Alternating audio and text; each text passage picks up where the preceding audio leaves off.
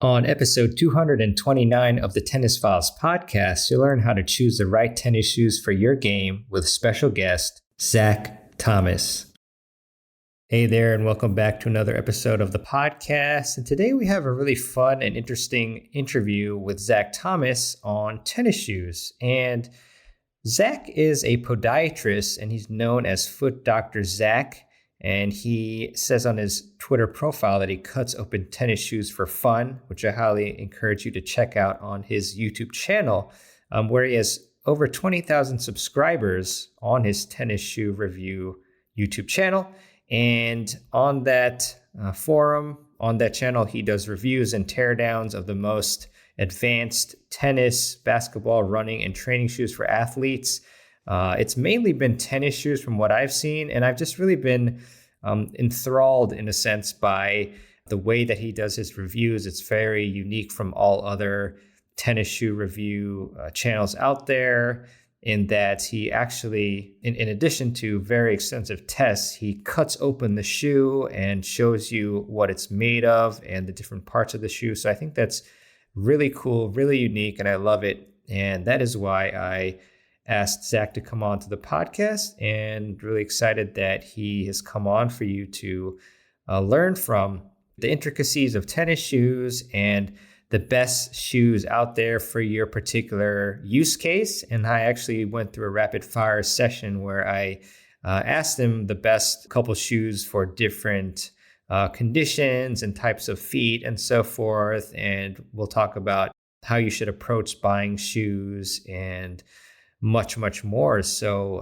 really excited for you again to check this one out. So without further ado, here's my interview with Zach Thomas.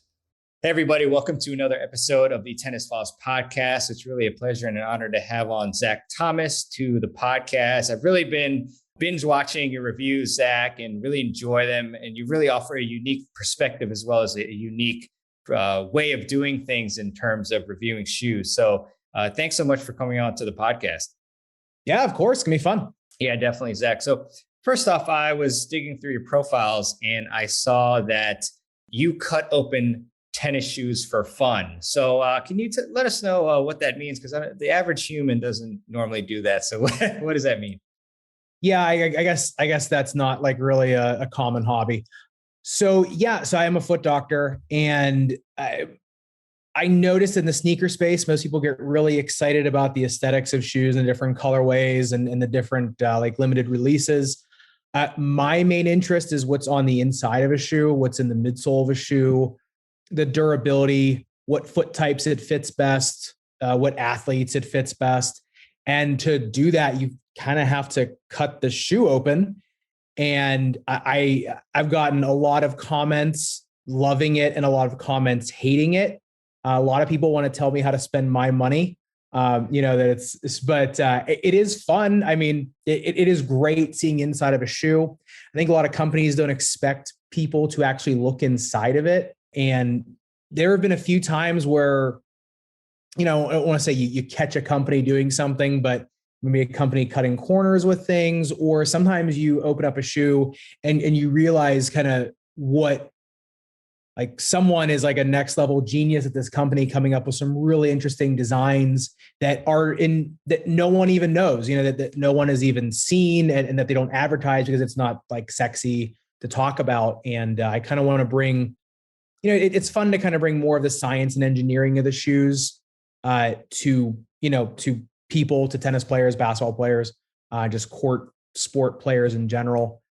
Because I feel like in the running shoe space, a lot of people talk about more technology in shoes, whereas in the court sneaker space, a lot of times you're not getting as much of that. So yeah, it's fun. And that's why it is fun to do it. Yeah, it's fun. And that's what makes your channel unique, Zach. So really enjoy that. And, I couldn't let this one go. You said, sometimes certain shoe manufacturers will cut corners. So as much as you're comfortable, can you let us know of, an instance or two or generalities or whatever in terms of like, how do they actually cut corners if you've seen that? Yeah. So obviously I won't say anything. You can watch if you watch the videos, you'll see, it's plain as day to see. But some companies will say they're using a certain type of foam in the shoe, and it'll be this 1 nanometer of the shoe is made of that material, and everything else is just a standard EVA foam. And there is a genius to this, is some shoes will look like they have a ton of cushioning and a ton of padding and all this, accoutrements and everything on the shoe. When you cut it open, it really is some like sleight of hand or like trickery. It's crazy. Once you open the shoe, it's not there. But when you look at it from the outside, this shoe looks like it's made like an armored tank. And then when you look on the inside of it, it's a lot of it's window dressing. And, so like I'll always say this, there's a couple bad shoes out there, but there's no universally bad shoe. There's a bad shoe for your foot and there's a great shoe for your foot. Everyone always says like, is there one best shoe out there? No, it's what's best for you. So like I said, some companies will try to make their shoe look like it's made for a whole slew of players. And then you open it up and you think, this has a much more niche fit for people. So, gotcha. Very interesting, Zach. Appreciate that. And when you mentioned like how people like tell you how to spend your money and all that, which is not good, obviously. What do you buy all of the shoes? Okay, I guess this is like a multi-tier question. Okay, so you buy them, and then do you normally, which is a lot of money because you do a lot of reviews, so thank you. And then do you cut them open like in the beginning, or do you cut them open like at the end, or how does that work? No one's ever asked me this. That's a great question. So if you watch a tennis review of mine, it goes in reverse.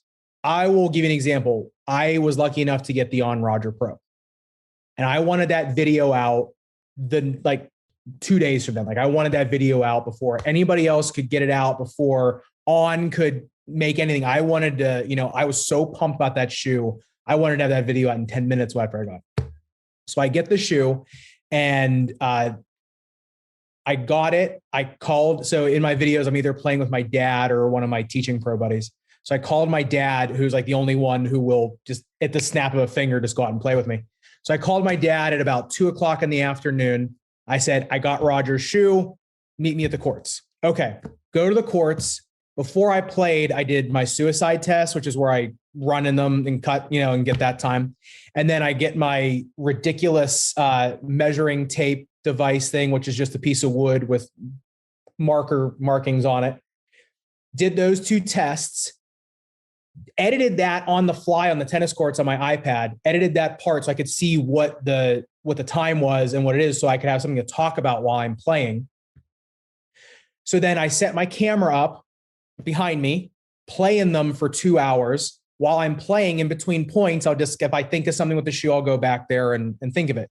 While I'm playing, I'm coming up with like the narrative of the shoe in my head, like how I'm liking it and everything. And I just start basically talking in between points. Now, my father is on the other side of the court waiting to play another point while I am just talking to myself into the camera. I mean, if you would watch me make these videos, it looks like I'm a psychopath. And so I play in them, get the whole play test done. That it all gets shot on site. Then I come back to the house, and I did this all in one day. I come back to the house, durability test them with my Dremel on the uppers and the outsole. And then I cut them open. And then I do my teardown review. So I do the teardown. That video, the teardown comes out first. So I did it because now I've played in them. I know everything about the shoe now. So I do the teardown, then I wait 3 days, and then I release the play test. So they get play tested first, and then they get torn down, and then the teardown comes out first. Wow. But you did that after, the same day, basically. You just cut it open. That's amazing. On the Roger Pros, I did it on the same day. Yeah. Most shoes, I'll play in them a couple times, then cut them open, and then do the teardown, and then the play test will be after. And then you glue them back together and play with them, right? Yeah, right. That'd be cool. I mean, that'd be a fun video to try, actually. That's a good idea. I don't know. Disclaimer, I don't want you to hurt yourself, which you probably would if you did that. And just curious, I have a lot of questions about like choosing shoes and helping the audience on that, but it's just so interesting for me. So no brands like have reached out to like help you out with this? Oh yeah. Okay. So I've had every single shoe manufacturer brand reach out to me besides Babolat, K-Swiss, and Wilson. Those are the only ones that have never reached out. So brands will reach out with, shoe brands will reach out with one of a couple of things. They'll want me to just take the shoe, here's the shoe before it's released, have at it, do whatever you want with it. And those are typically the deals I'll take. Because I give them a thing that says, if you give me the shoe, I'm going to say what I think. And some of them just won't send me the shoe anymore. And others will send, like Lotto has sent me New Balance, Head, Diadora. They've all just sent them and said, yeah, go for it. We don't care what you say. And I don't get any feedback from them. I've never gotten any hate. Some companies will want me to do 4 sponsored videos for the shoe that are just like hype beast videos. Like, this is the greatest thing ever. Yeah. An Instagram post and this and that, all this garbage. And they want to have editorial content. And I just don't even open those. And then other companies will reach out to me and just yell at me because I said something about their shoe that they don't like. And that's it. So that's the range that I get. I typically will never take a sponsorship deal. Like, I'll never get paid to review a shoe by a shoe company. I think that's pretty wrong. I've kind of made my channel into a completely neutral playing ground. Like, I don't care what you buy as long as you get a shoe that's right for you. I care that you get a shoe that is, best for your foot. I really don't care what you buy. So, but yeah, brands do reach out. But I'll only take shoes from the ones that don't care if I say something, untoward about their shoe. Yeah, big respect on that. Really appreciate the impartiality. And that's a whole nother conversation as well. I was speaking to my previous guest, Mark Sanson, about, just how much can we really trust? And, I love a lot of these companies, but, where you buy products from, but like, how much can you, because it seems like they're never really saying like, don't buy this shoe, don't buy this racket, because they're selling them. Part of the business. Yeah. I mean, that's not in their best interest, I mean, that's, here's the thing though, when you can kind of tell, when something is an advertisement versus a performance review. So, a lot of times it comes, that there is some responsibility of the viewer, as well. So. Yeah, 100%. So, a lot of stuff to get to here. So just quickly, I'm not rushing you, but, I'm curious to hear about how you ended up becoming an expert in tennis shoes. So I played tennis in college. So I was, I got bit by the tennis bug. I think I was 13, 14, and I was pretty late to the game. And I played in high school. My dad is a phenomenal player. He was all self-taught, and he tried to get me to play tennis from when I was in the crib up until about maybe 12 years old. And I didn't want to play. He finally gave up. And at 15, I had 2 pretty bad concussions playing football. And my mom just said, you're done. I said, well, I got to do something. Like, I was, really heavily into athletics, and I didn't want to sit around. So I said, what can I do? And I finally looked at my dad. I said, can you teach me how to play tennis? And he just rolled his eyes and he starts yelling at me. He's like, 12 years. And I said, just take me out and learn how to play. And from then on, that was it. I was just obsessed with tennis after that. And I started playing in college. I played for Slippery Rock, as you can see on my shirt. Yes. Greatest college tennis team in history. And after that, this was funny. I was either going to be a tennis instructor or I was going to go to medical school. Those were like the 2 things I wanted to do. So I ended up becoming a foot doctor, and I really wanted to work with tennis players and basketball players, and I wanted to do more sports medicine. And my job ended up more being doing geriatric foot care and diabetic foot care and, reconstructive surgery and things are a little more, not fun. And I really wanted to get back into why I did this in the first place. And the lockdown was kind of my time to do that. And someone was arguing with me over if a shoe had this or that in it and just wasn't letting it go. It was a patient. And I finally said, all right, I'm going to bring this shoe and I'm going to cut it open and show you. So I decided I'll put it up on YouTube too, see if someone likes it. And that video did really well. That was the Adidas Sticon. And I said, this might be something. And that's how it started. And I just kept, building from there. And all of a sudden I'm at 20,000 after a year. And, I still can't believe it. And I've had over 2 million views and like 2.6 million views on shoe. It seems crazy to me, but that's how it went. Yeah, I mean, phenomenal. Great job on that growth. And it's really tough to get 20,000 subscribers in a year. And yeah, I think it's, again, because of the uniqueness of your style of review that garners a lot of views. In terms of choosing tennis shoes, Yeah. I just want to highlight for people, because there's a lot of people out there that are just like, oh, I'm just, going to buy like a cheap shoe, whatever's on sale type of thing. So why is it important to get a proper shoe for your feet so that you can perform? Like, what are the benefits and keys for that? So 10 years ago, there were none. Nowadays, companies are really skimping on budget model shoes. There's always something in a budget tennis shoe that's not completely there. The midsole is either rock hard, the uppers are, really flimsy or loose. You can get away with it. Put it that way. If you're more recreational in like the 2.5 to 3.0 level, you can get away with it. But if you're a weekend warrior, you're not used to, your body's not used to those demands, and you haven't built up the bone mineral density, you haven't built up the muscle strength. Some of those shoes can really hurt you. They can start giving you plantar fasciitis or heel pain, Achilles tendonitis, different things like that. That's not saying that you need a $160 pair of shoes to play. You don't. If it's me, I would much rather get last year's colorway of the more expensive shoe versus a brand new budget offering. So like if you look on any one of the tennis retailers right now, you can find an old colorway of the Nike GP Turbo. You can find an old colorway, or even on eBay, of the Adidas SoleCourt Boost. And they'll cost you the same amount of money as a more like, really budget shoe. You can get them for under $100. It's the same shoe. It's just last year's color. So I am more of a believer that you spend the money once and the shoe will last you a lot longer, and your feet will thank you as well. So your back and hips. But like I said, that's not saying that you can't use budget shoes. Typically I say if you're going to use budget shoe, you probably should put an orthotic in there, or just something to help the bottom of your foot out. That being said, there are exceptions to that rule. Like K-Swiss, a lot of times they put their shoe on deep discount. K-Swiss are great. Like they are kind of the exception that proves the rule.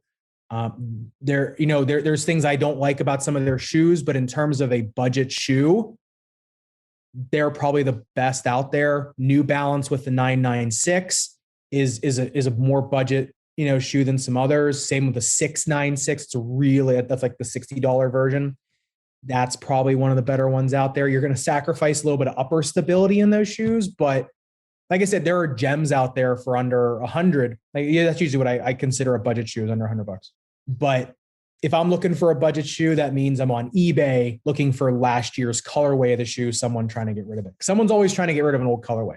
So got it, Zach. So I know bright line numbers aren't always like great or useful, but in this case, like, would you say that like if we're under 100, besides those exceptions that you mentioned, like K-Swiss, like then we're in budget territory these days? I'm wondering if there's a number where it's like you shouldn't go below this, like generally.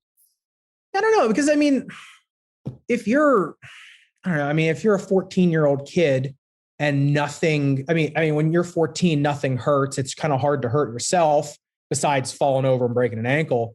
Doesn't really matter. Especially if you're playing on clay, like really good clay, it's hard to hurt your foot on really good clay. It's super soft. It's hard to sprain because you'll end up sliding before you'll tip over. So no, not really. Like I said, to me personally, I'm 35 and overweight, so I need a shoe with something underneath of it, or I'm going to start to get heel pain. So it depends on the person. If you're somebody that's super lightweight, don't put a lot of stress on your joints, get whatever you want. If you're someone that needs some help, then you better look for something with a premium midsole foam and something that's an upper that's going to hold your foot in. Gotcha. Appreciate that, Zach. So what are some of the biggest mistakes that players make when they are trying to buy tennis shoes? Not knowing the width of their foot. Hmm. So some people think that they're, I don't know. Well, let's say you keep buying shoes because you think you're an 11. You're a 10 double E. So you're flopping around in these shoes that are making you slow, right? Or you're someone that's buying shoes because you like the way they look and they're super narrow. They come to a point like a triangle. I know a lot of people that try to fit into like the Nike GP Turbo that have a quad E foot. You're never going to fit into it. I don't care if you go up 3 sizes. You're just not going to fit. It's just a narrow shoe. That doesn't mean it's a bad shoe. It's one of my favorite shoes.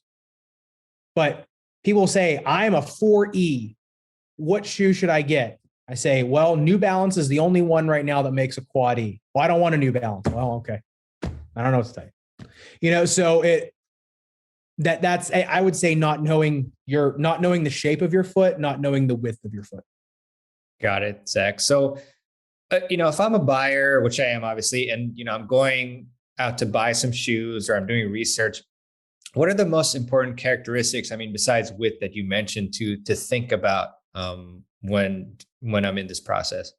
Are you buying a shoe for injury prevention? Or are you buying a shoe for performance? It's a big difference. So if you are, let's say, like you're me, excuse me, let's say you're me. I've had a history of lower back problems since I was in high school. I just always, that's like my weak point.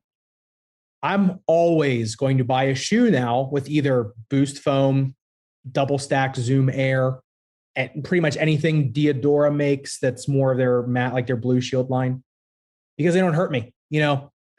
Typically New Balance doesn't hurt me either. So I'm always going to buy that, versus when I was in college and, I was lean and mean and I was super fast and I didn't have a lot of those, those issues weren't haunting me as much as they do now.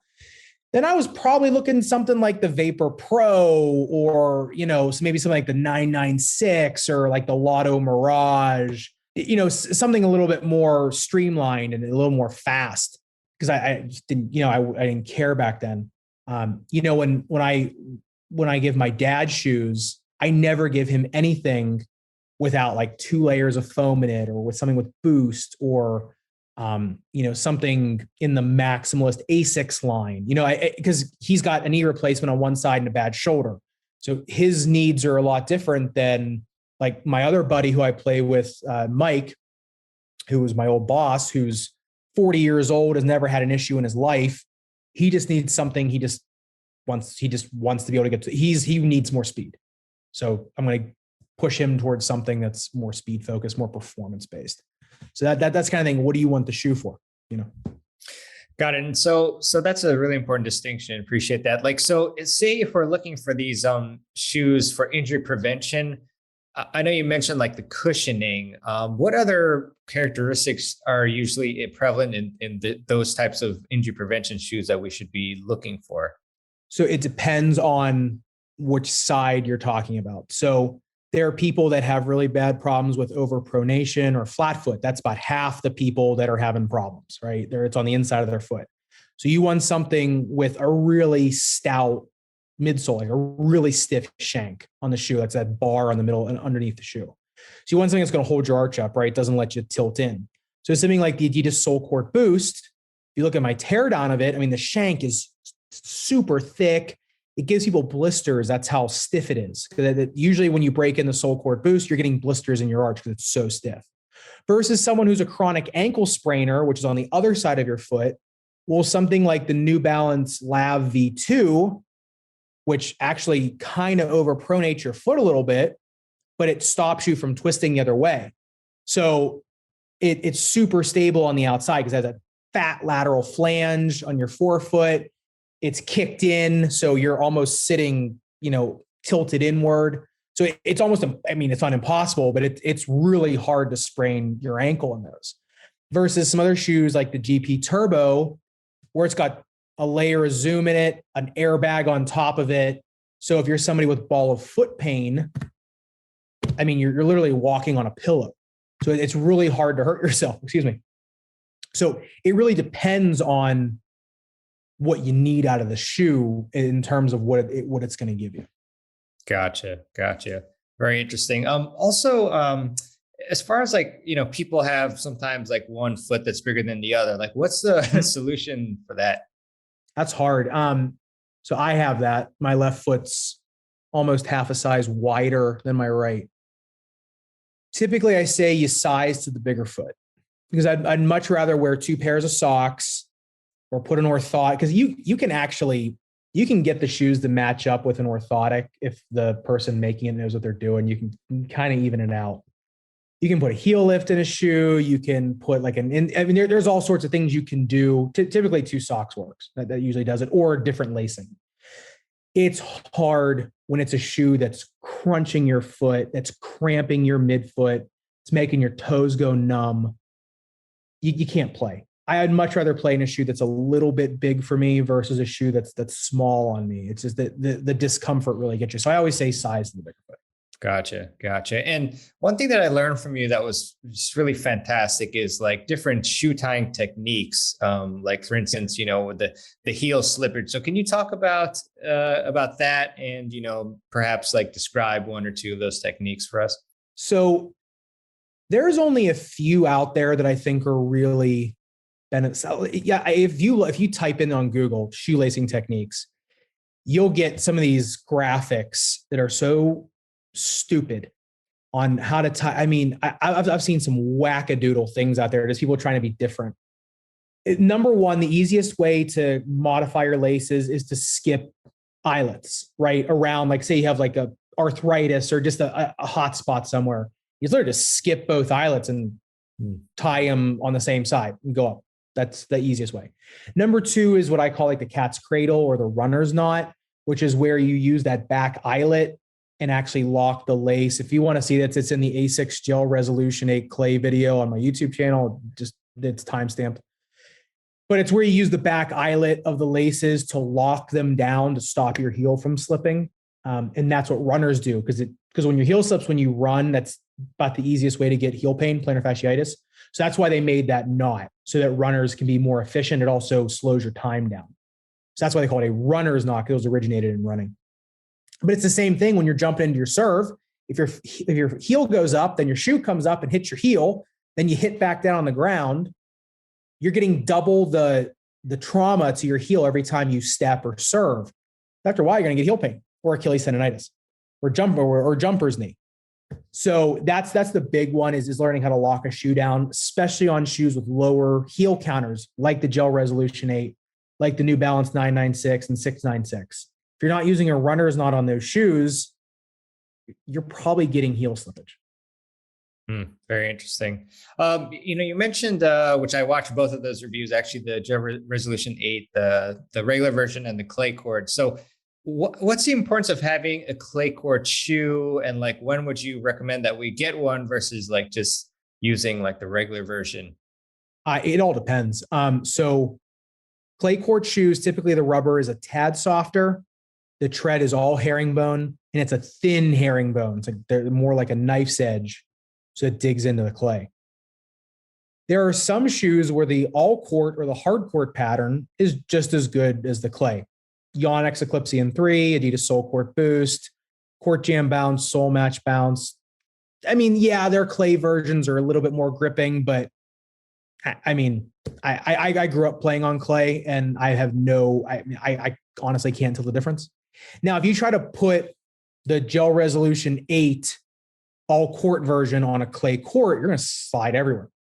Anything also with a flat herringbone, like the Ubersonic 4 is pretty good just because of the way it's cut, but shoes with really flat spots on clay, you're gonna be sliding all over the place because they just don't have enough grip on them. Now, if you're playing on perfect clay, maybe you'll be fine.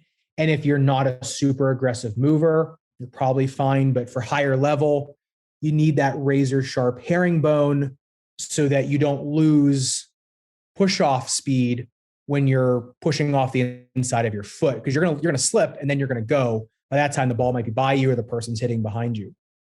Typically, if you don't slide on hard courts, you can use a clay sole on hard or clay. The clay sole is just going to wear down faster.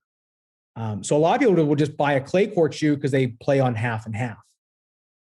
If it's me, I'm buying a shoe. If I'm playing half on clay, half on hard, I'm looking for a hard court shoe that has a great clay tread. That way I can just use them on both and get the benefit of the added durability of the hard court rubber.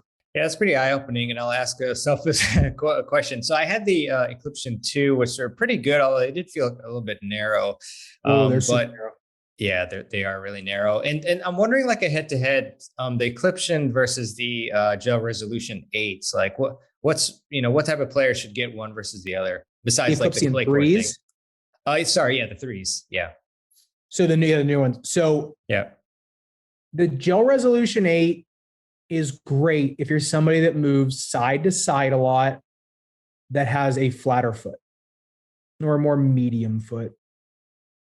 The Eclipse 3 is like an armored tank. It's got an external heel counter. It's the tread on it is just, I mean, you could like slice someone's hand open with it. It's so aggressive. It's just built a little bit more. They found a way to make it a little more low to the ground without bottoming the shoe out. It's kind of like the ultimate mover shoe. I mean, you can pretty much do anything with it. Me personally, I'd probably want the Eclipse 3. I mean, I'd want the Eclipse 3 over most shoes. The Gel Resolution 8 is a really good side to side shoe. If you're someone that side to side speed is your thing, it's great. And if you don't have problems with heel slippage, it's great. If you look on the Pro Tour, the Gel Resolution 8 is probably one of the more popular shoes on tour. And so, I mean, that says something. Personally, I have a high arch C-shaped foot. I really can't wear the Gel Resolution 8. They cut into my foot. I just can't wear them. And if you look at the comment section and on my channel, a lot of other people have the same problem with it. It's just that a lot of people that have the right foot type for them, they really benefit from it because of the Trustix system, because of the Dynabar on them. I mean, you really get a lot of spring back. I mean, they are phenomenal. And if you slide on hard courts, they're phenomenal. So, and plus Asics Flight Foam, the foam in the midsole of them is just, I mean, it's like the most comfortable foam out there. It's so plush. The Yonex are a little bit harder. I mean, they're not bad. They're just a little bit less forgiving underfoot. To me, the Yonex is more, like I said, it's more of like a shoe you go to battle with. You know, it's just, you know, it would last the apocalypse. So.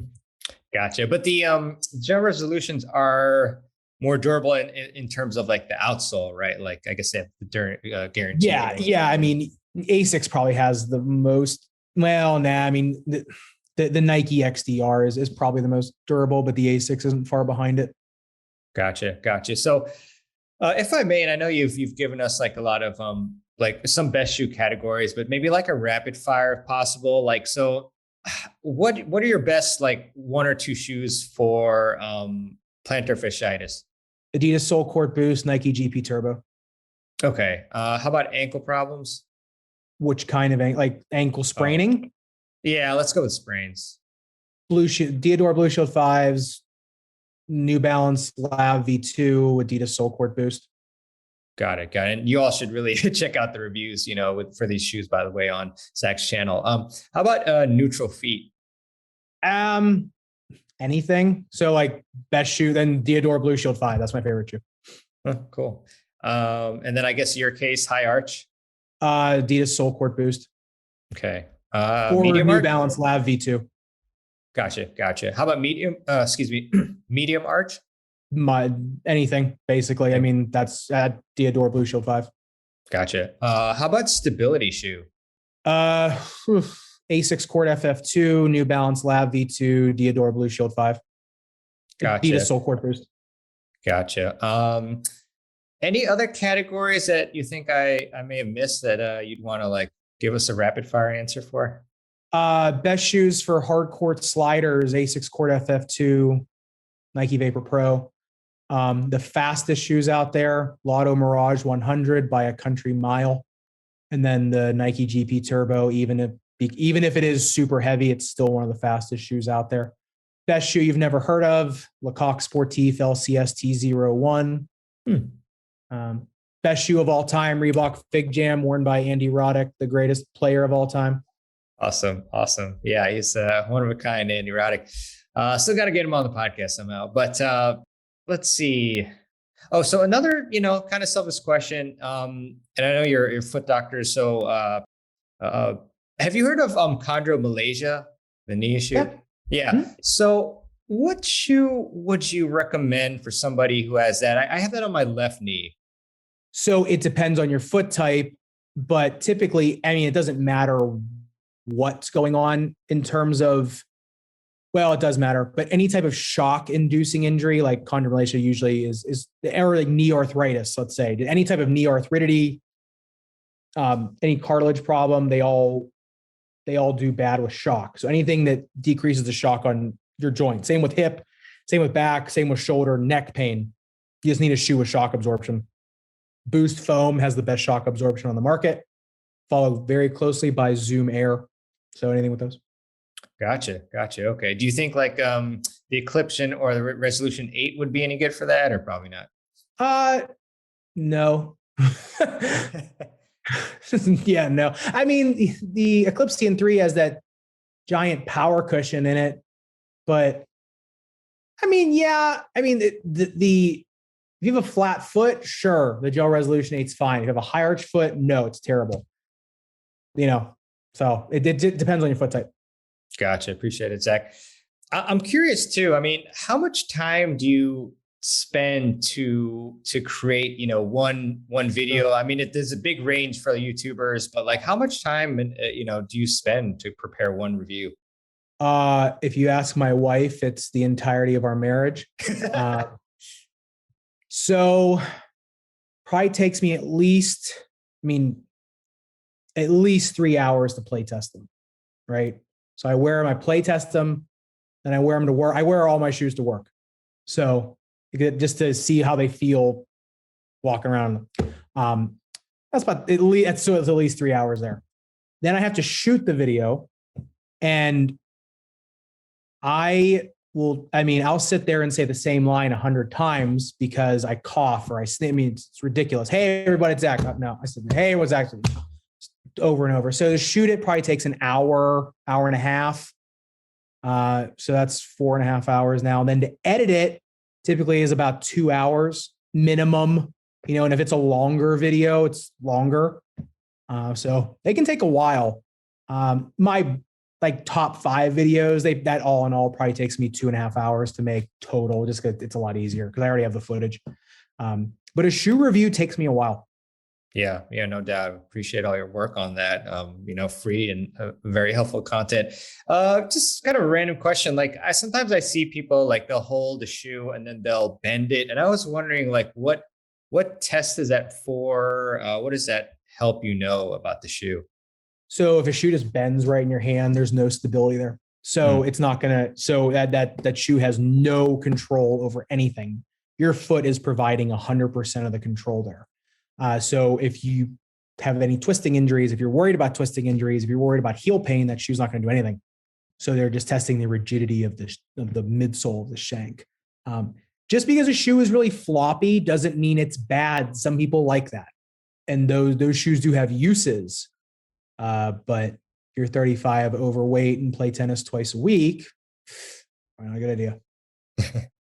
And Zach, kind of going back to like the beginning of the interview where we talked about you deconstructing the shoes. Like, I was wondering if you could talk about some of the different like layers or pieces of material. Like, I remember you showing like the heel pad, and that was really interesting. So, like, what are some of those pieces of the shoe, and what's their purpose? So there's typically, you got the uppers, the strobel board, which is what sews the whole shoe together, and then midsole and the outsole. Typically, there's a shank in the midsole. That's a plastic or carbon fiber piece that gives the shoe all its rigidity. That's the arch support of the shoe. Midsole is made from one of two things usually. It's either EVA, which is the standard open cell, just foam, right? Or it's made from plastic, like Boost. Boost foam is made of plastic. There is a new breed of midsoles out there that Under Armour has. It's called Flow. And it's made from basically diaper elastic, which is really interesting. So that's kind of like the only new thing out there. Most shoes are just made of standard EVA foam. It's the same thing you see cosplayers wear. Same thing you make set props out of. It's moldable foam. So some companies will put they'll put a more dense foam in certain areas of the shoe and a less dense in certain areas, to give more cushion, or more bounce or more density, whatever. Adidas is really good about that. They'll put boost in areas where you need it, and then they'll just put standard EVA in the rest of it. So it's usually not what the material is, it's how they engineer it. It's how dense it is, how light it is, how heavy it is. The most important component to the midsole typically is the shank, is that beam in the middle of it. That usually determines how the shoe is going to function. Gotcha. Very, very cool, Zach. And kind of a random follow-up to, like 20 minutes late, but say if we've got like one shoe that's longer than the other because of our longer foot. So, and you said to double sock. So maybe it's an obvious answer, but we should double sock on like the smaller foot and then like the bigger foot, just like single sock. I usually say on both feet, because that you'll get used to it on the one side.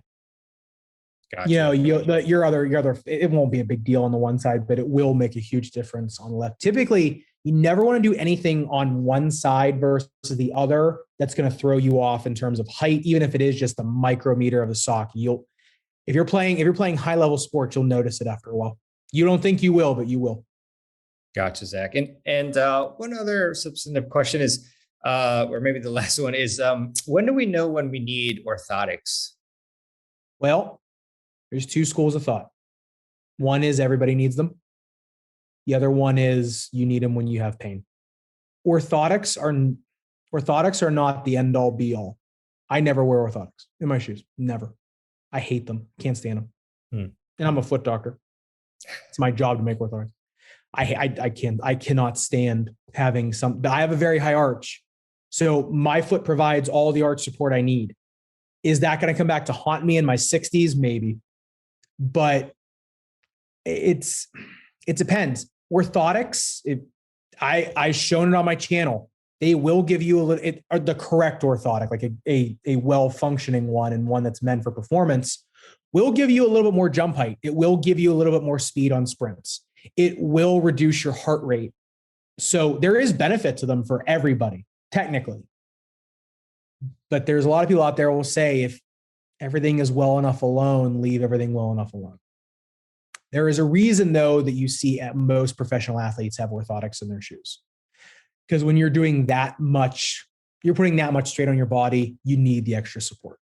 So there is no right answer to that. It's what your school of thought and what the doctor you're seeing, what's their school of thought. That's what influences you, Super interesting. And like, is there any utility to just buying like those like generic ones in the store, or should we just get our custom? No, I mean, there are good over-the-counter orthotics. Power Step is my favorite. I'm not sponsoring anything, but I love Power Step. My wife always prescribes Superfeet. Those are probably the two best over-the-counters. There is a new brand out there called Move. I believe that's what they're called. The guys over at Wear Testers, it's another YouTube channel. They do basketball shoe reviews. They developed those. Those look pretty good. Those kind of look like a Superfeet orthotic. So I still have to test them, but those are decent. So, but in terms of just like the ones you see at Rite Aid or Walgreens, I mean, they're good if you need to replace the insole of your shoe. But other than that, I don't see much benefit in them. Gotcha. So, but is it like if you can afford it, custom are the best, but if you want to like be on a budget, then then buy one of those brands. It's the difference between a Chevy and a Cadillac, right? The Power Steps and the Superfeet is a Chevy. They'll get you where you need to go. The customs like a Cadillac. You're going to get a lot of bells and whistles, probably a little more comfortable along the way. Gotcha. Cool, Zach. Well, I know we're running on time here, overtime. So where can the audience go to follow you and check out your content? I'm on YouTube at Foot Dr. Zach, and I'm on TikTok at Foot Dr. Zach.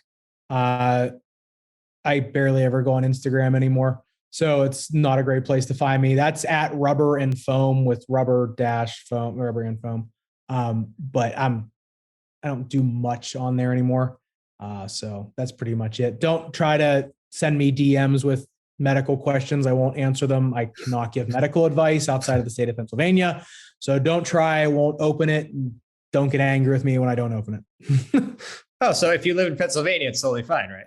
If you live in Pennsylvania, you can come to my office. Sure. Good. Oh, where's your office, by the way, so people know? I mean, if you want. Yeah, I have it. It's Academy of Podiatry in Pittsburgh. So Got it. We have Got 5. it. Awesome, Zach. Awesome. Well, I love your channel. You're doing an amazing job. I love watching your content. It's so unique, and definitely we're going to have all the links to your YouTube channel and socials and so forth in the show notes page. Any last closing thoughts you would like to tell the audience? I'll let you have the floor.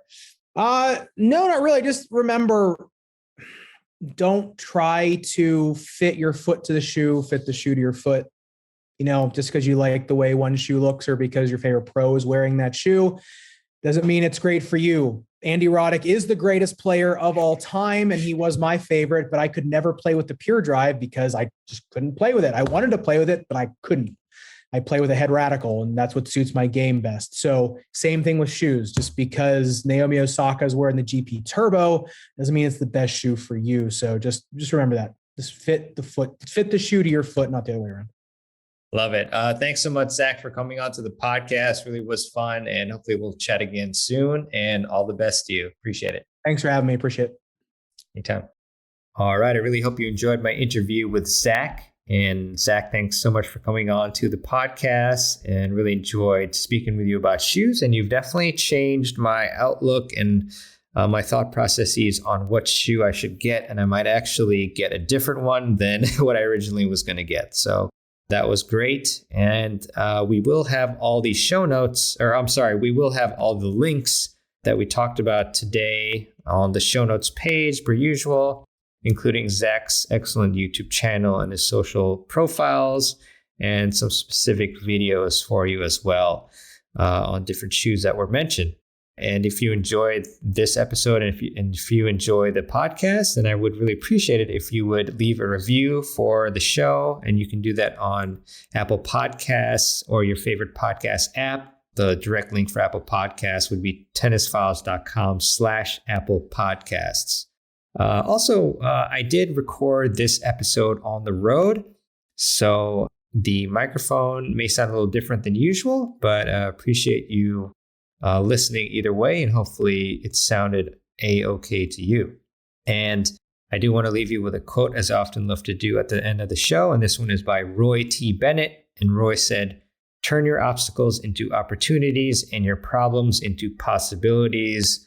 Love this quote. Amazing one. Definitely keep this in your mind as you battle through your tennis matches and practices, as well as your life in general. All right. Well, thanks so much for listening to this episode, and I look forward to seeing you on the next episode of the Tennis Files podcast. This is Mehrban Iranshad signing out.